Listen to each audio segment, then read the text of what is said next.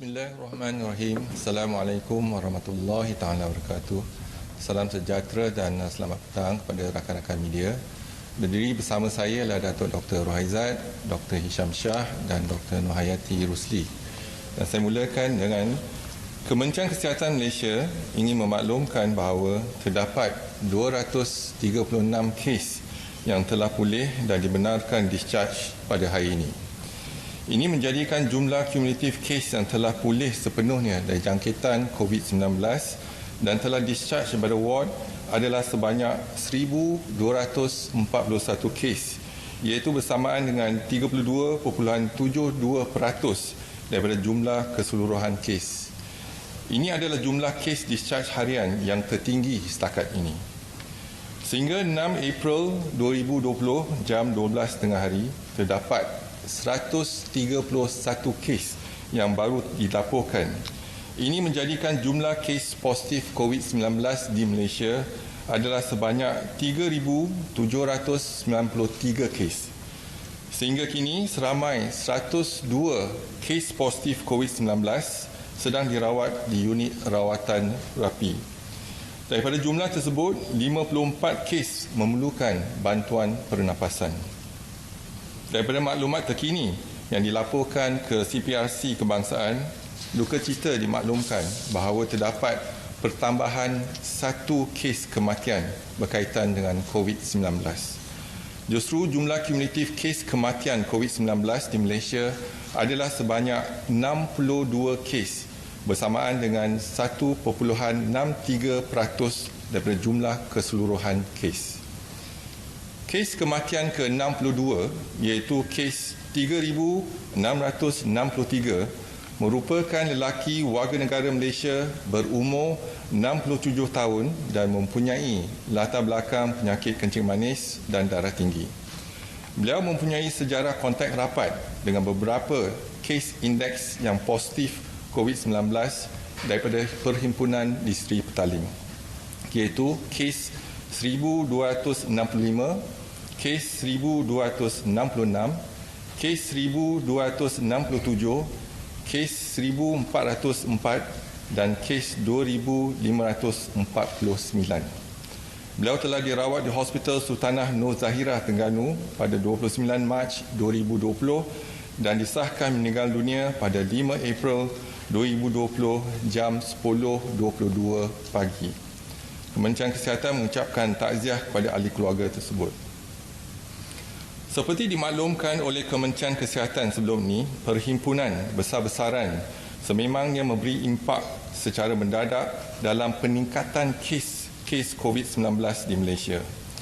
Hasil siasatan terhadap beberapa kes dan kluster COVID-19 di Malaysia, Kementerian Kesihatan ingin memaklumkan mengenai 2 kluster COVID-19 yang didapati berkait rapat dengan perhimpunan besar-besaran.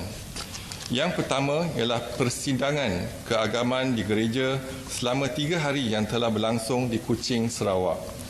Setakat ini seramai 83 orang telah disahkan positif COVID-19 daripada kluster ini, di mana terdapat 2 kes kematian iaitu kes 358 dan kes 2,471.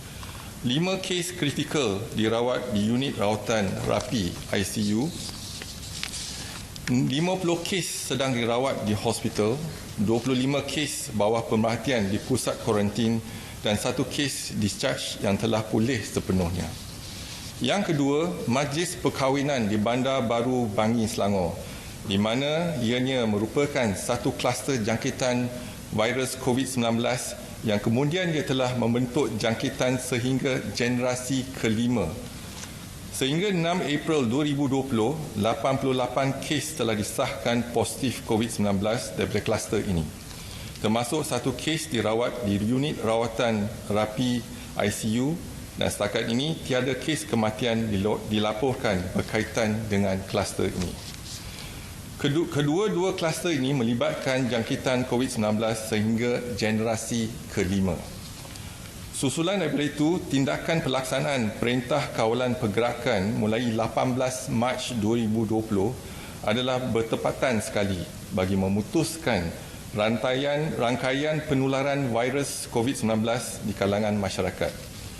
Walau bagaimanapun, setiap individu perlu memainkan peranan masing-masing untuk membantu kerajaan dalam memastikan usaha mengekang penularan jangkitan COVID-19 ini berjaya.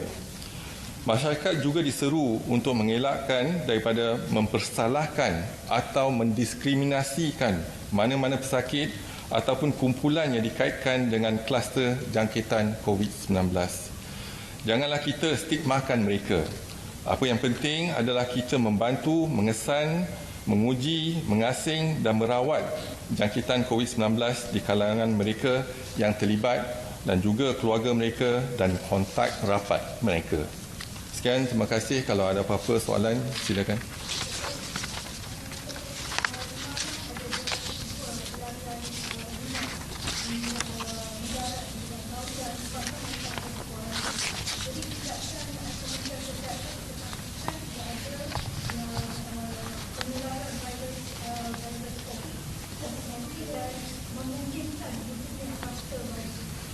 Jadi memang betul ada pendaratan pelarian daripada Rohingya dan kita telah pun asingkan mereka dan kita akan menjalankan dan sedang menjalankan pengesanan dan juga ujian saringan kepada mereka. Jadi kita asingkan mereka dan kita saringkan mereka.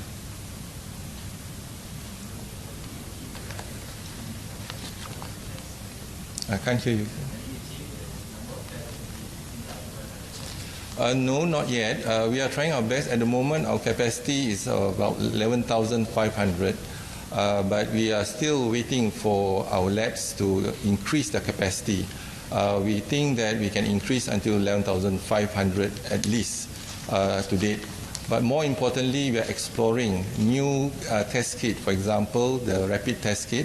There are a few companies providing us the test kit, and then we are doing the verification in IMR, and hopefully this week or so we can able to verify the test kit.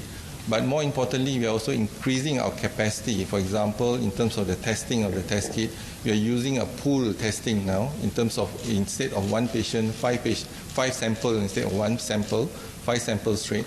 So we hope that we can increase our efficiency in terms of the testing. And also this week, BGI, so we are installing the BGI in terms of automated testing as well.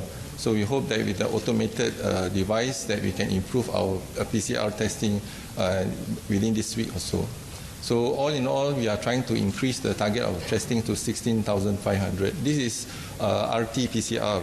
But if we can verify any rapid test kit sensitivity of more than 75% to 80%, then we will certainly consider that to be used at point of care. That means in the clinic or even in the hospital. That means that you do not need to send the sample to the labs, the respective lab, and then we can actually detect more patients. Our strategy now is basically to look into mass testing, but mass testing towards the high-risk group, mainly the targeted population. That means targeted population, what do I mean by targeted population? Basically, we look into those who have a public gathering, for example, the Perhimpunan Sri Petaling or the Tafiz School, or those who have returned from overseas, the returnees, for example, if they have a cluster, then we'll probably screen them. So these are some of the high-risk group that we identified, and this is our priority. Target, first we try to achieve 16,500. That's our target for all our 43 labs, public and private. So together, we work together as a team, and then to increase to 16,500.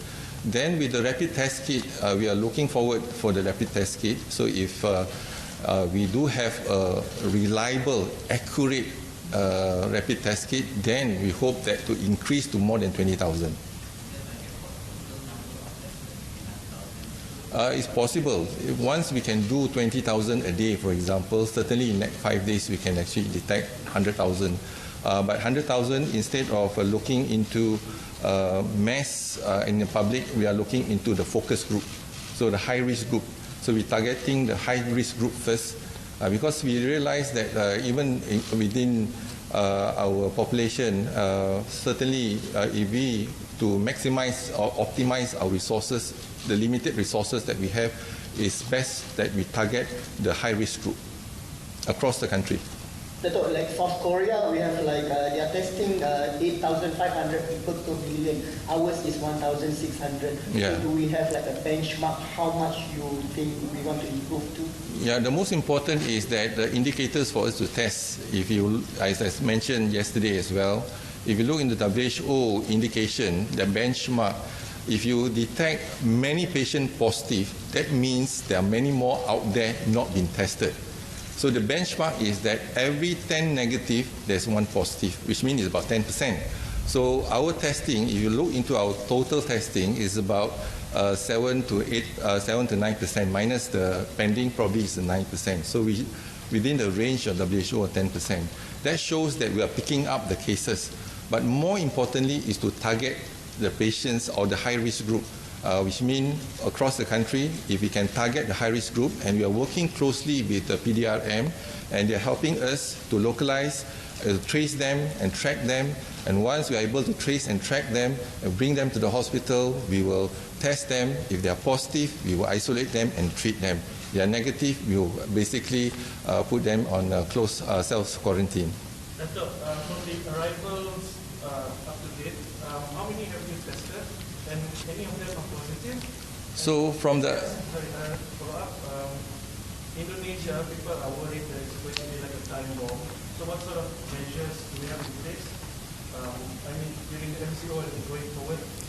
So I'll answer the second question first. So we have worked with Angkatan Tentera Malaysia, and we have brought this issue up last week when we discussed in MKN meeting that we need to strengthen our border, make sure that in terms of our pintu masuk utama, for example, our airports, our our border as well, we make sure that the Angkatan Tentera has promised us that all the entry points already been strengthened. So that's what we have been doing for the last 1 week. But more importantly, those coming back from overseas, we have isolated them in that sense that we have quarantined them from the 3rd of April. In the past, we allowed them to be quarantined at home, but now we put them in our center as well as in a hotel. How many of them have been tested so far? So far, in the KLIA, 18 of them have symptoms in terms of fever and etc. So we have tested them and then isolate them and put them in the hospital. And total for the last 3 days is about 25,020 passengers returnees, Malaysian returnees. So about 25,000. So we have placed them, some of them in the hotel, some of them in our quarantine centers. Earlier you spoke about clusters. How many clusters do we have, and are there any new clusters? We are talking about the big clusters. There are small clusters. The biggest cluster is the Jemaah Tabligh group at Seri Petaling. That consists of 42.8%. Then followed by the cluster from Kuching, as well as the cluster from Majlis Perkahwinan in Bangi. Small cluster. So we also have a small cluster in our hospital Tolu Intan, for example. Small cluster, about 44 of our staff have been affected. So they've been treated, and then we have actually cleaned up the place. But they're small cluster. So we hope that we have enough time, been informed early, enough time to take action, and then we go for the cluster. So otherwise, you can see 5 generation, the infection from index case to 5th generation. So and cases more than about 88 or even 100 cases can be recorded from just one source of infection. So far, we do not have new clusters, but nonetheless, we also have enhanced MCO in 3 areas. And in that 3 areas, we are doing active case detection. And to enhance, meaning our team and the police We make sure that the high-risk group as well as those suspected in that community been tested. In Keluang, for example, jumlah penduduk 3,755 and jumlah kes positif 170 kes, which means there's an increase of 23 cases as compared to yesterday, only 147 cases. And in terms of pecahan ikut Mukim, Ulu Benut 147, Keluang 18, Macap 4, Nyo 1. Dan Hulu Langat, jumlah penduduk ialah 1,797 kes dan jumlah kes positif di Hulu Langat ialah 339, pertambahan sebanyak 11 kes. So when we do the active case detection, we manage to find new cases. So we manage to trace the new cases, we test them, isolate from the community, and we give them the appropriate treatment. The cluster in Uchen you mentioned just now is the one, the church gathering, right? How about the cluster in Italy, the one that you mentioned yesterday, 57? Is there any new cases detected from that cluster? There's also one cluster in Kuching. That's why you see Kuching's incidence a bit higher than other states, is because of these two main clusters. So what's more important, we managed to detect and isolate the positive cases, and also those negative, we quarantine them for 14 days, and hopefully there's no new infection so far. So hopefully we hope that those managed in ICU or even in our ward will recover in time.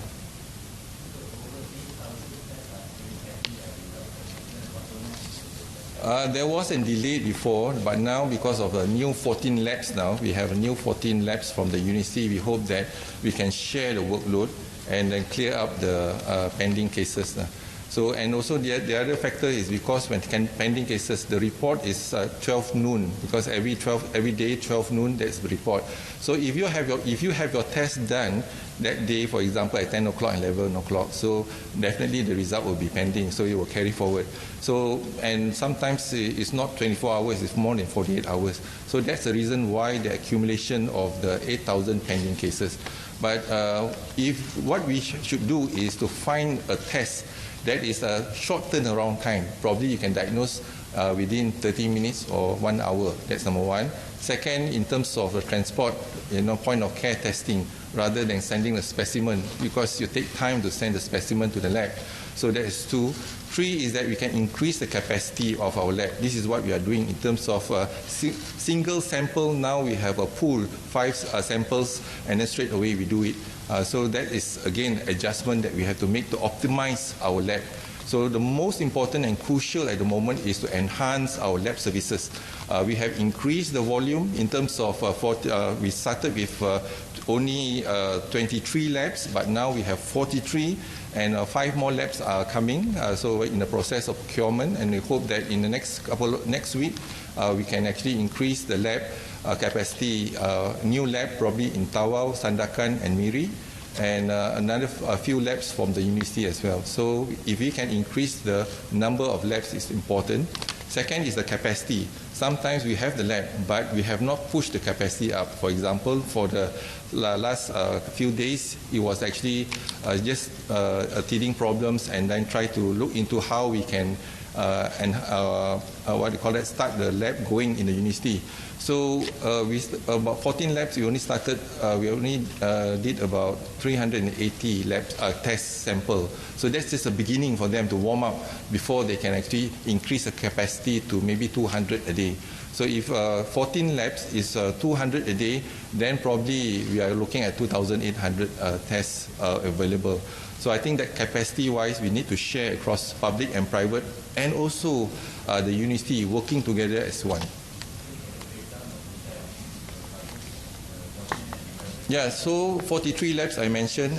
We have 14 labs in the hospital. There is additional new labs were in Cebu as well as in Hospital Queen Elizabeth.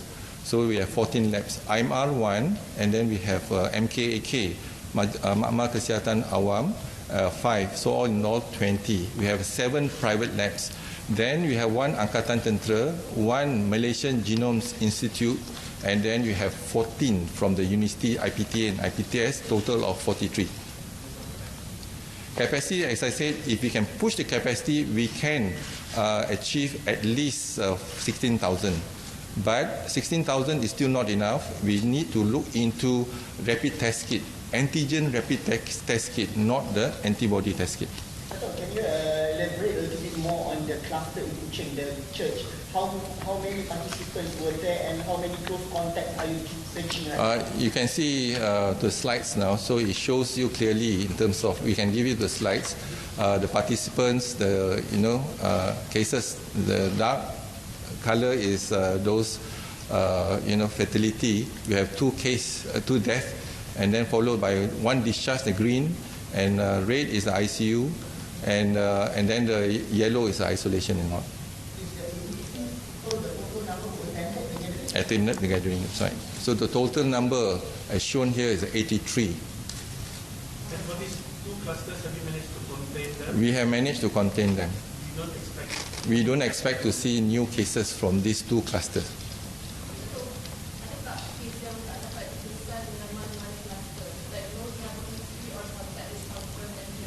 Ada, sebab yang kes pertama yang kita kesan sebab kita laksanakan pengesanan berjadual untuk setiap hari, iaitu untuk kes ID dengan kes sari, yang mana yang demam biasa kita datang ke klinik kita akan ambil test untuk COVID, dan juga mereka yang ada severe acute respiratory infection yang belum disahkan COVID, kita juga akan ambil test untuk COVID. Pada mulanya memang tak ada dalam community. Masa tu kita dalam containment phase, early containment phase. Tetapi yang kes yang pertama yang kita kesan di Kuantan, iaitu ialah kes sari. Berarti kita tak ada sejarah, terus dia ada penyakit sari dan kita rawat di ICU dan kita test dan positif COVID. Dan itu kes sporadik yang pertama. Tetapi apabila kita lihat sejarah beliau, dia ada hadir ke masjid persidangan ataupun perhimpunan di Seri Petaling. Dan jadi sekarang ni kita lihat kes sari pun dah positif dan kes ID pun dah positif. Jadi berarti virus COVID ini sudah ada dalam komuniti kita. Bukan kat luar negara saja, dah sampai ke komuniti kita. Itu sebab kita galakkan semua orang duduk di rumah. Jadi kalau kita duduk di rumah, kita akan putuskan rantaian jangkitan daripada seorang ke seorang. Jadi sekurang-kurangnya kita akan kurangkan. Dan dalam matlamat kita dalam PKP ini bukan untuk menamatkan ataupun menamatkan penjangkitan kuman COVID ini, tetapi matlamat utama ialah mengurangkan kes jangkitan. Jadi kalau kita duduk di rumah, kita dapat mengurangkan kes, bukan menamatkan penularan virus COVID, tetapi mengurangkan kes. Jadi kalau kita dapat mengurangkan kes, jadi kita tak dapat lihat in terms of the exponential spike, dan kes yang mendadak tu tak meningkat. Kalau kes mendadak tak meningkat, maksudnya hospital kita, klinik kita dapat berkemampuan untuk memberi rawatan terbaik. Tetapi kalau bayangkan, kalau kita ada satu hari kita ada 2,000 kemasukan ward, berarti kemampuan kita di hospital dan juga rawatan rapi mungkin tak cukup. Jadi kita bila tak cukup, pesakit akan tidak diberikan rawatan yang terbaik. MCO violators to the prison, then more will get infected. So are we still doing this and also have the inmates being tested? Is there any positive cases? Yeah, we did discuss about this. We test the inmates as well, but more importantly, the guidelines from Ministry of Health is that when we put them in prison, they have to be isolated. Basically, there is actually social distancing and to follow in terms of hand washing and etc. So all the precautionary measures must be taken and maintain a good personal hygiene. Yeah, so when we look in Kuala Lumpur, it's a bit different from you when you look into Rembau ataupun you look into other Sempang Renggam or even Sungai Lui because of the density of the population. So what we are trying to do is to work with IT, police and etc. to look into how can we zoom down into one area. For example, Masjid India, that area.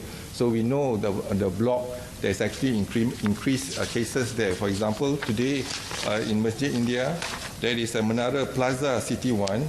Jumlah disaring in that condominium itself is 1,893 dan jumlah kes positif adalah 24 kes.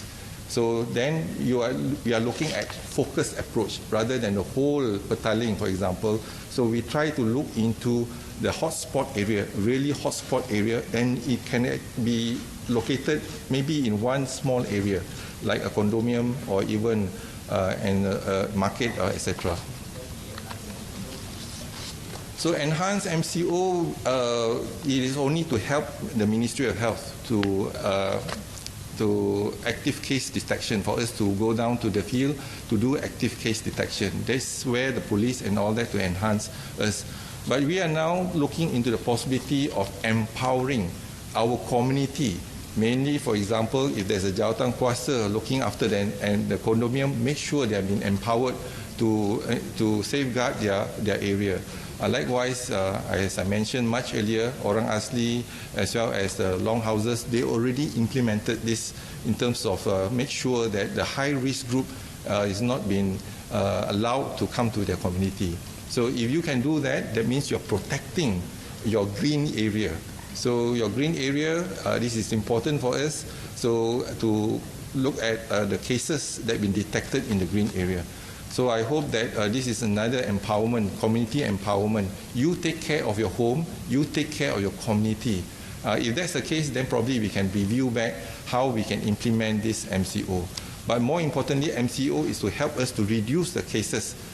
This is why we need to work with other ministries. Never seen before in history that we implement Act 342 as well as working together very closely, private sector, public sector, and as well as inter-ministry. So every day we have a meeting, inter-ministry meeting, to see how best each ministry can complement every one goal, that is to reduce the infection in the community. On the Petaling cluster, how many have screened so far, how many positive, negative, latest? Okay, Petaling cluster, we do have it here. So far, we have taken sample of 18,310 and positive cases 1,624, negative 11,708, pending cases about 4,978, and those admitted to the ward is 1,640. Total case positive 1,624. Datuk, baru-baru ni ada pula di social media beberapa individu mendakwa dapat bekalan topeng daripada yang kondonya diambil dari hospital dan sebagainya, termasuk ada yang menjual. So apa nasihat Datuk? Ya, pesanan kita kalau kita bagi topeng ataupun sanitizer di hospital ialah kegunaan ramai, bukan hanya untuk seorang. Jadi kalau mereka yang mengambil topeng ataupun sanitizer di hospital untuk kegunaan mereka sendiri, saya rasa dia kena fikirlah, bukan dia seorang yang kena pakai, tapi fikir untuk orang ramai juga. Jadi saya nasihatkan mereka jangan dah ambil sanitizer kita, jangan dah ambil glove kita ataupun topeng mask kita di hospital lah. Kegunaan tu penting untuk barisan hadapan. Jadi yang keutamanya adalah untuk mereka yang di barisan hadapan, ya.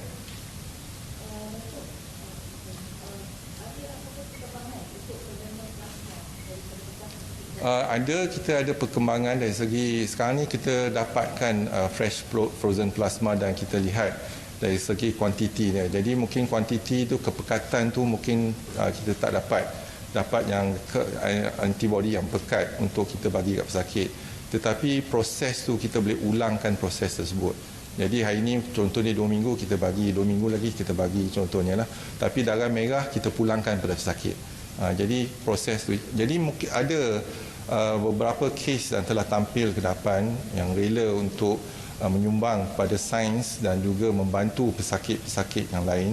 So dengan menderma darah ialah satu usaha yang baik, yang murni, yang kita kena contohi. dan mereka telah tampil ke depan untuk menderma, dan kita ucapkan terima kasih kepada pesakit tersebut yang menderma darah kepada kita lah.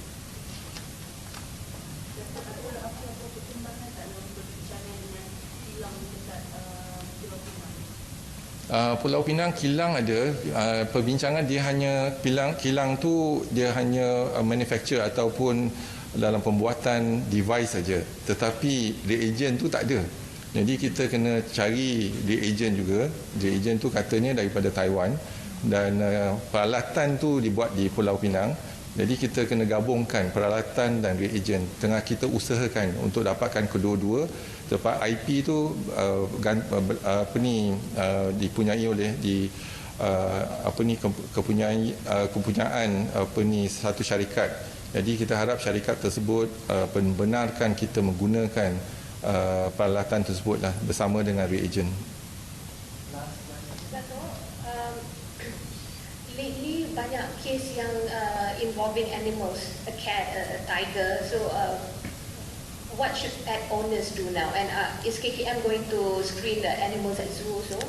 So it's a very important question, and then this is the thing that because coronavirus, we know that a virus basically is a protein, and then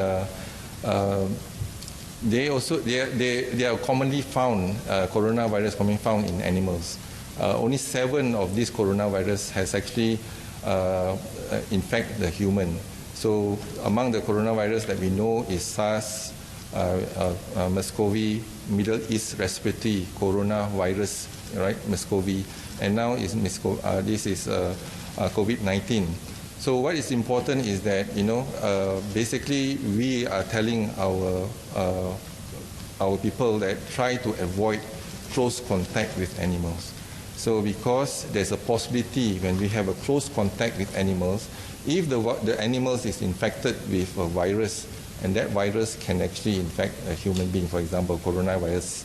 So that is something that we need to take precaution. Make sure we have to take all the necessary precautions to protect ourselves and maintain a good personal hygiene. Otherwise, we can become the victim as well. Does this mean that animals that have contact, like let's say their owners are positive COVID, does it mean that animals have to be put down or what? You have to bring the animal to the veterinarian, and then probably let the veterinary doctors look into it, and then do the needful for the animal. Okay, thank you. Thank you.